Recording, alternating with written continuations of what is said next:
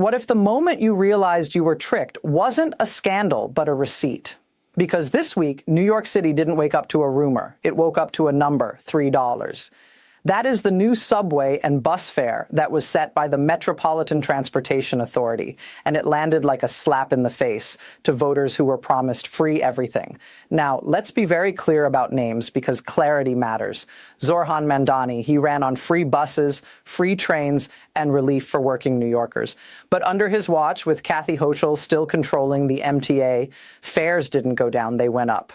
And that is when the cheering stopped. People didn't lose it because they hate progress. They lost it because the math finally showed up. The services did not improve, the buses still stalled, the trains still broke down. But the bill arrived on time, and it was higher than many expected. Now, this isn't about left versus right. This is about trust versus reality, especially in January 2026, with President Donald J. Trump back in the White House and voters far less patient with slogans that collapse on contact with real life. So tonight, we're going to go ahead and break down the exact moment New Yorkers realized the fantasy was over, how the promise collapsed, and why this wasn't an accident. This was inevitable, because when something is sold as free, someone always pays. Drop a like, subscribe. Okay, guys, this is the day that the cheering stopped in New York City, January 2026. Not because of a scandal, not because of a rumor, but because the number finally showed up. $3. That is the new subway and bus fare set by the Metropolitan Transportation Authority, effective immediately. And in that moment, the Free Everything campaign died in public. Now, here's the part most people were never told. Zoran Mamdani, he does not control transit fares. He never did. The MTA answers to the state and not to City Hall. And that ultimately falls under Kathy Hochul. Now, that didn't stop Mamdani from selling free buses and free trains, like they were already approved, funded, and ready to roll. So when the $3 fare hit, it wasn't just a price increase. This was proof. And I warned you guys about this. This is proof that slogans were mistaken for authority, vibes were sold as policy, and promises were made that had no legal or even financial foundation behind them. That receipt didn't whisper, it screamed. Now, this wasn't just another fare hike. New Yorkers have survived those before. Now, what made this one different was timing and trust. Riders didn't see $3 and think inflation. They saw $3 and they thought we were lied to. The buses were still late. The trains still stalled. The platforms were still packed. Nothing improved except the cost. In fact, I don't know if you'd call that an improvement. Anyway, people weren't melting down because they were anti-progress. They were melting down because they voted for relief and they got a bill instead. $3 became a symbol, not a sum. A symbol that promises were imaginary and the consequences were real. Now you could hear it in their voices, not anger at the system, anger at the cell. Free wasn't delayed. It was never coming. It was never coming. And once the realization set in, the emotional switch flipped fast. Hope didn't fade slowly. It just snapped because the betrayal lands harder than bad news. And receipts, they hit harder than speeches. So this is where the story stops being ideological and it starts becoming mechanical. Zoran Mamdani could promise free transit every day on the campaign trail, but he could never, ever deliver it without running straight into the same brick wall every mayor faces, the Metropolitan Transportation Authority. So the MTA's budget is locked in the state law. Labor contracts, debt service, even long-term capital plans. Free fares would basically either require massive new taxes, billions of dollars in state subsidies, or a complete collapse in service. So this means approvals from Albany, not applause from rallies. And in Albany sits Kathy Hochul, whose administration made it very clear early on that there was no appetite to blow a hole in the MTA budget in order to fund a campaign slogan. Even members of Mamdani's own party quietly signaled resistance, knowing that the math just didn't work. It wasn't mathing. So what happened wasn't sabotage, it was gravity. Promises floated, reality pulled them down. And once voters understood that free required permission that never existed, the spell broke. And this is actually where the media landscape makes everything worse, because this story is moving fast. It's emotional, and social media rewards outrage and not accuracy. This is where a full view of the coverage becomes essential, to see how the same facts get spun in totally different directions, framing the hike as either a necessity or a profound betrayal. The backlash didn't come from think tanks or cable news panels. It actually came from sidewalks, subway platforms, and cell phones that were pulled out in frustration. TikTok filled up with raw clips of New Yorkers saying the exact same thing in 100 different ways. You sold us something that was never real. Now, these weren't ideological hit jobs. These were personal reactions from people who organized their lives around a promise that vanished overnight. I mean, you can pretty much hear the disbelief turn into anger in real time. People weren't debating transit policy. They were reliving the moment that they realized that they had been defending a fantasy. That's why the clips traveled so fast.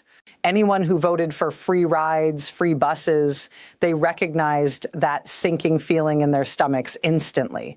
Now, this wasn't pundit outrage. This was voter regret going viral. So once that happened, the narrative escaped City Hall entirely, and there was no press conference that could put it back in the box. So this is where the trust didn't just crack, it collapsed. Days after the $3 fare reality hit, Zoran Mamdani, he pivoted from campaigning on free to urgently asking for millions of dollars in new funding. Reports of a $4 million fundraising push landed like gasoline on an already burning fire. Now to voters, the timing felt brutal. They were adjusting the higher daily cost while being told that the movement needed more cash to survive. This is when supporters realized this wasn't optimism. This was math avoidance. You can't promise zero-cost services and then immediately ask the same people to bankroll the fallout. The contradiction, it was impossible to ignore. The ask wasn't framed as policy refinement. It was framed as necessity, and necessity exposed the truth. The plan never balanced, and so once money enters the conversation, ideology exits. Fundraising made the abstract concrete. It pretty much turned a broken promise into a financial emergency. And voters, they understood instantly who was expected to absorb the difference. Now, I want you to think about the emotional whiplash here. Weeks earlier, there were cheers and selfies and chants about a new kind of city. We won, that's what people said. This time, it's different. Then the bills arrived. The turnstiles didn't open for free. The bus driver still asked for a fare. And then all of a sudden, the movement that promised relief was suddenly asking for donations. Now, the silence after that was loud.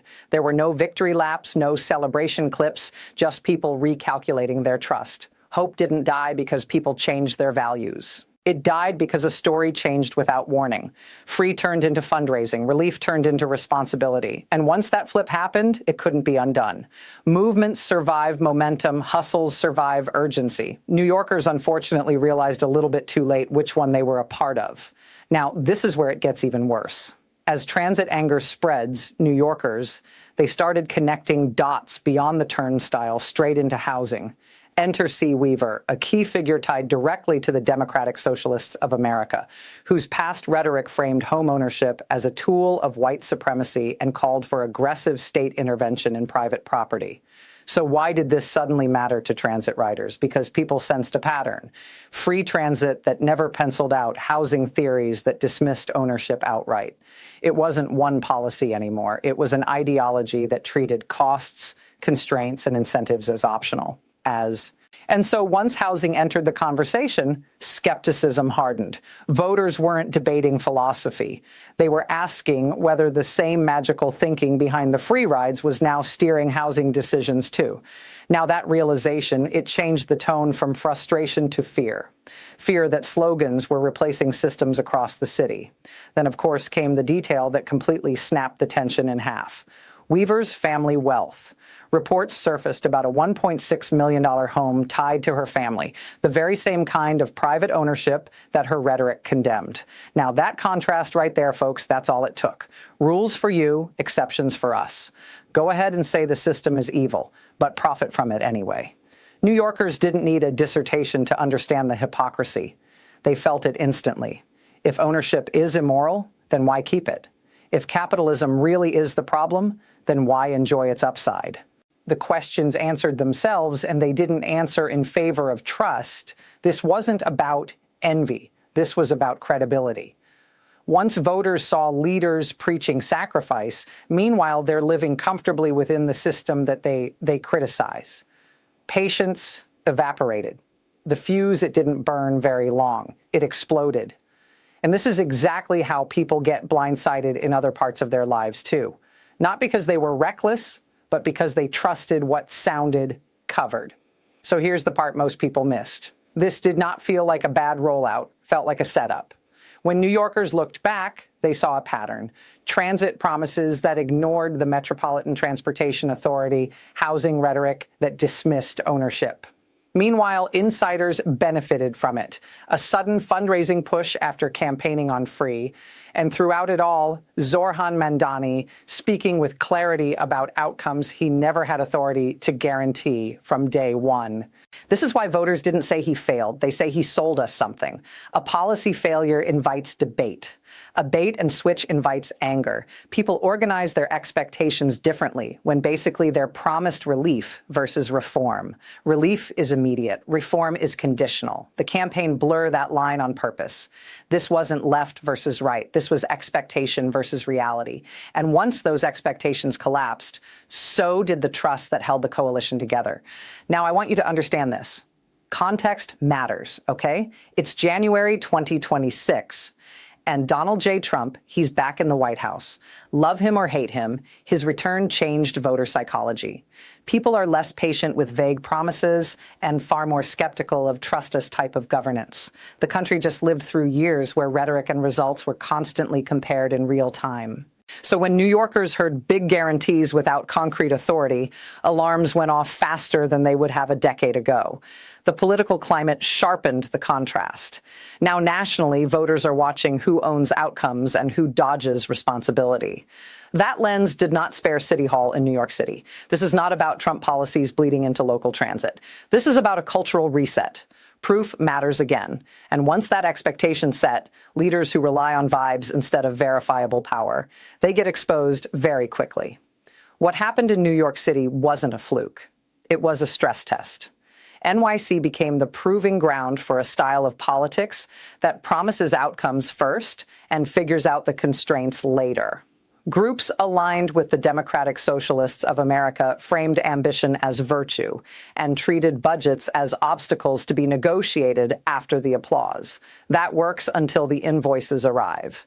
Now, here's the warning that other blue cities could literally hear very clearly. Voters will tolerate bold ideas, but they will not tolerate fantasies presented as guarantees. Transit exposed it first because transit is daily, unavoidable, and paid for at the turnstile. Housing followed because it touches stability and savings. And so once transit and housing collided with reality, the messaging cracked.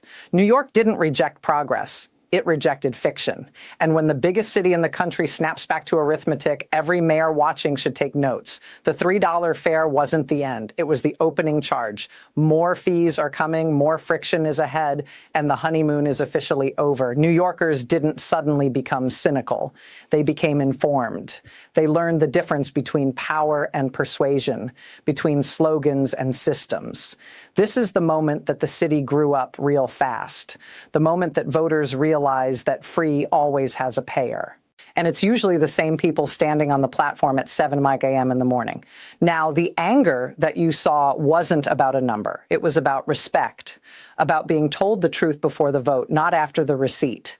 And once people feel played, they never forget that. They adjust, they scrutinize, they demand proof. That is the lasting change here, not outrage, awareness. Because once reality checks clear, the next bill doesn't shock anymore. It just confirms what they already learned the hard way.